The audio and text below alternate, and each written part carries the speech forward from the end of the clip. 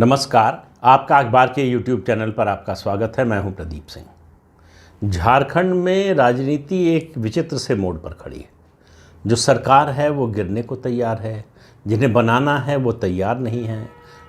Governor के पास मुख्यमंत्री को उनकी सदस्यता रद्द करने का फरमान जो है इलेक्शन आयोग का है, उसे वो दबाकर बैठे, सुना नहीं रहे। विधायकों को मुख्यमंत्री हेमंत सोरेन ने रायपुर भेज दिया है, छत्तीसगढ़ भेज दिया है। बताया जा रहा है 1.25 लाख तक के कमरे हैं और गोवा का मज़ा दिलाने की उनको कोशिश हो रही है। ये सब हो रहा है। इसी बीच खबर आ रही है, अभी जब मैं ये वीडियो बना रहा हूँ उससे 2 मिनट पहले, कि वहाँ से छत्तीसगढ़ से 4 मंत्री वापस लौट रहे हैं। एक बात कही जा रही है, कल कैबिनेट की बैठक है उसके लिए लौट रहे हैं। कुछ लोग कह रहे हैं कि नाराज़ होकर लौट रहे हैं। किसी को कुछ पता नहीं कि हो क्या रहा है। तो क्या अब तक हुआ है, पहले उसकी बात कर लेते हैं। वह यह है कि भारतीय जनता पार्टी ने एक याचिका दायर की थी गवर्नर के यहाँ, एक शिकायत की थी कि लाभ के पद का मतलब पद पर रहते हुए माइनिंग जो लीज लाइसेंस अपने नाम से जारी किया हेमंत सोरेन ने, उसके आधार पर उनकी विधानसभा की सदस्यता रद्द हो। गवर्नर ने राय के लिए वो पूरा मामला जो है चुनाव आयोग के पास भेज दिया। चुनाव आयोग ने सभी पक्षों को सुना, सारी दलीलें सुनी और उसके बाद अपनी रिकमेंडेशन भेज दी। रिकमेंडेशन चूँकि सार्वजनिक नहीं हुई है तो इसलिए ऑथेंटिक रूप से कुछ नहीं कहा जा सकता, लेकिन जो पता है उसके मुताबिक इलेक्शन कमीशन ने 2 ऑप्शन दिए। पीपुल्स ऑफ रिप्रेजेंटेशन एक्ट में जो है वो दो प्रावधान है सदस्यता रद्द होने की स्थिति में। एक है सेक्शन 9 और दूसरा है 9A। 9 में जो दुरुपयोग का दोषी पाया जाता है उसकी सदस्यता रद्द हो जाती है, उसको इस्तीफ़ा देना पड़ता है। उसके बाद वो नया चुनाव लड़कर फिर आ सकता है। तो हेमंत सोरेन के साथ अगर ऐसा होता है, उनको ये सज़ा मिलती है, तो वो इस्तीफ़ा उनको देना पड़ेगा।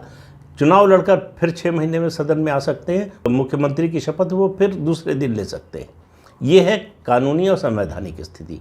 लेकिन 9A में अगर उनकी सदस्यता रद्द होती है तो उनको 5 साल के लिए चुनाव लड़ने से अयोग्य घोषित किया जा सकता है। अब 2 मत हैं इसमें। कहा जा रहा है कि 3 से 5 साल है, कुछ लोग कह रहे हैं 5 साल के लिए, लेकिन 3 साल के लिए भी अयोग्य है। कम से कम इस विधानसभा के कार्यकाल में वो चुनाव नहीं लड़ सकते, इतना तय हो जाएगा। हेमंत सोरेन मुख्यमंत्री नहीं रहेंगे, इस बात से इस सरकार के चलने की संभावना लगभग खत्म हो जाती है, क्योंकि घर के अंदर से और पार्टी के अंदर से दोनों ओर से विद्रोह के स्वर सुनाई दे रहे हैं। सबसे ज़्यादा विद्रोही मुद्रा में हैं हेमंत सोरेन की भाभी सीता सोरेन। उसके अलावा बाकी पार्टी के नेता मंत्री वो नाराज़ हैं, कांग्रेस के जो विधायक हैं वो नाराज़ हैं। तो गठबंधन में समस्या है, पार्टी के अंदर समस्या है, परिवार में समस्या है। हेमंत सोरेन के छोटे भाई वसंत सोरेन के खिलाफ भी जो है इसी तरह से लाभ के पद का मामला जो है आने वाला है, उसकी सुनवाई शुरू होने वाली है और पूरी उम्मीद है कि उनकी भी सदस्यता चली जाएगी। तो हेमंत सोरेन के सामने समस्या ये है कि अगर उनको हटना पड़ता है तो मुख्यमंत्री बनाएं किसे। वो अपनी पत्नी को बनाना चाहते हैं, लेकिन उनकी पत्नी जो है आदिवासी नहीं है, उड़ीसा की रहने वाली हैं। इसलिए ये सवाल उठेगा कि आदिवासी को हटाकर एक गैर आदिवासी को बना रहे हैं। इस तरह के तमाम प्रश्न, तमाम समस्याएं उनके सामने हैं। लेकिन उनके सामने सबसे बड़ी समस्या ये है कि गवर्नर कुछ बोल नहीं रहे हैं। अब हालत ये है कि जो अभियुक्त है वो कह रहा है कि सज़ा सुनाओ और जज सज़ा ही नहीं सुना रहा है। तो गवर्नर क्यों बैठे हैं चुपचाप, उस पर उसकी भी बात करता हूँ। लेकिन आप देखिए सरकार की हालत क्या है। सरकार का कामकाज ठप है। वहाँ विधायक वहाँ छत्तीसगढ़ में है, अंकिता नाम की एक युवती जिसकी उम्र 17 साल थी, नाबालिग लड़की को जिंदा जला दिया शाहरुख हुसैन ने। और वो काफ़ी समय से उसके साथ छेड़छाड़ कर रहा था, धमकी दे रहा था, जिंदा जला दिया गया। और सरकार के कान पर जूं नहीं रहेंगी। जो उस इलाके का डीएसपी था वो जो आरोपी हैं उनकी मदद कर रहा था और इस लड़की को बचाया जा सकता था, उसकी जान बचाई जा सकती थी युवती की, अगर उसको अच्छा इलाज उपलब्ध कराया जाता। वो भी नहीं किया गया। इससे शर्मनाक घटना क्या होगी कि ये पूरी घटना जो हुई है वो मुख्यमंत्री के चुनाव क्षेत्र में हुई है। इसलिए इसका महत्व और बढ़ जाता है कि उनके चुनाव क्षेत्र में इस तरह की घटना हुई और उस पर कुछ नहीं हुआ, बल्कि उल्टा हुआ। अभियुक्तों को बचाने की कोशिश हुई।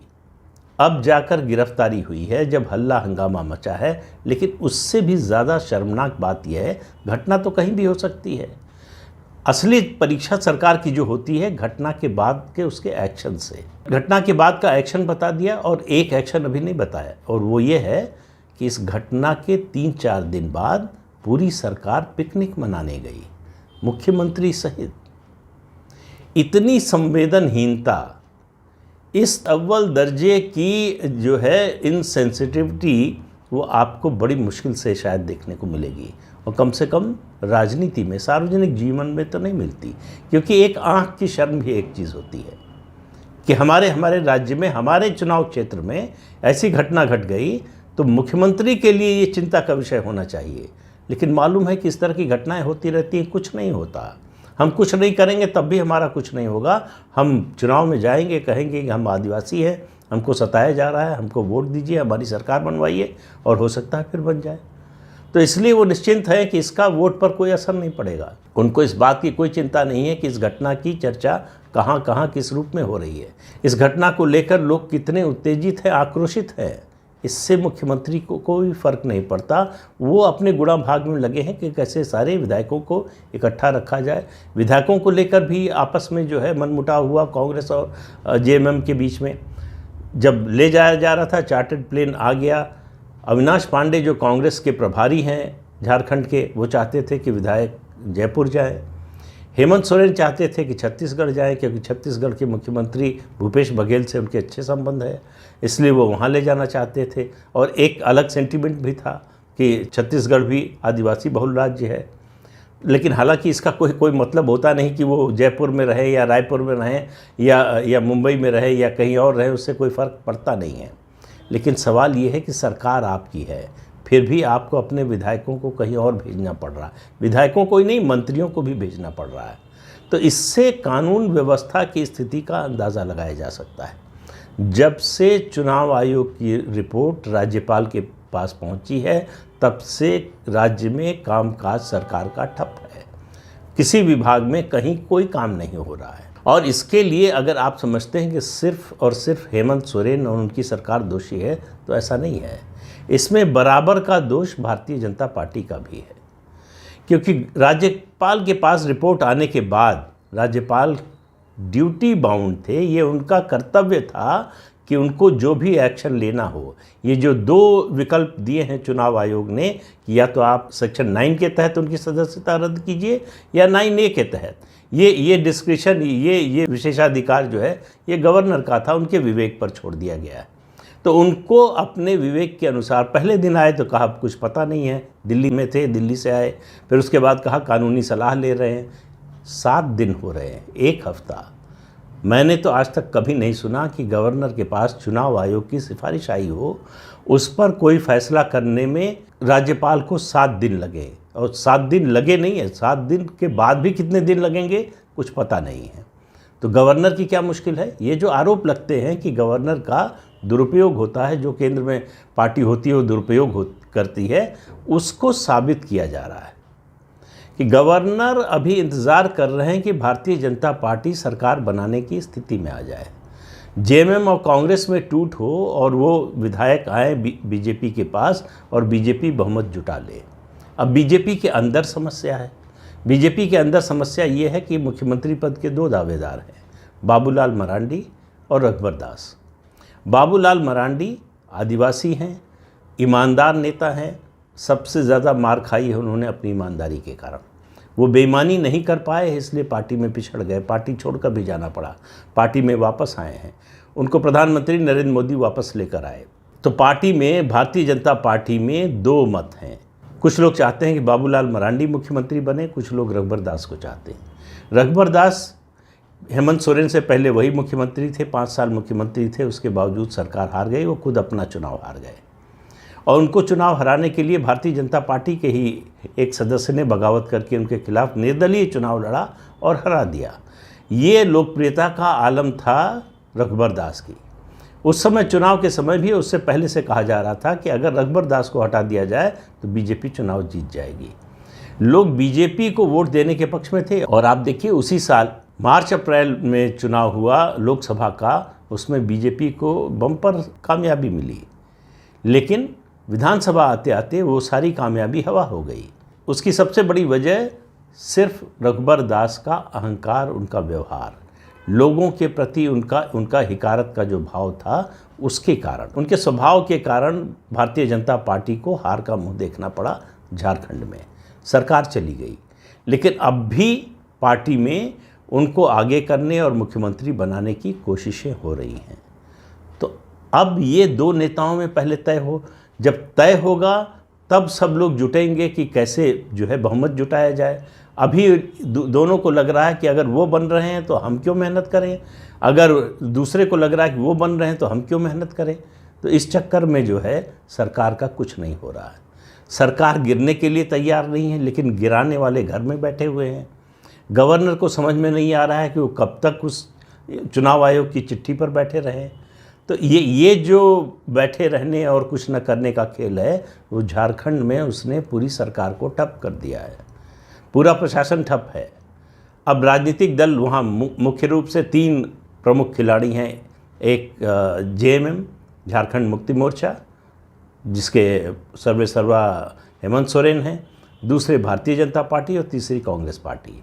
कांग्रेस पार्टी में असंतोष बहुत लंबे समय से है। उनके 3 विधायक अभी कोलकाता में जो है जेल में हैं। उन कैश के साथ उनकी गाड़ी पकड़ी गई थी, उसके आरोप में कहा जा रहा है कि इनको बीजेपी तोड़ने वाली थी और हेमंत सोरेन ने जानबूझकर उनको सूचना दी और ये सूचना बंगाल पुलिस को दे दी और ममता बनर्जी की मदद से उनको गिरफ्तार करवा दिया। अब इस कहानी में कोई सच्चाई है नहीं मालूम, लेकिन वो ये अभी तक नहीं बता पाए हैं वो लोग कि वो पैसा, इतना कैश जो उनके पास था, वो कहाँ से आया था और लेकर कहाँ जा रहे थे।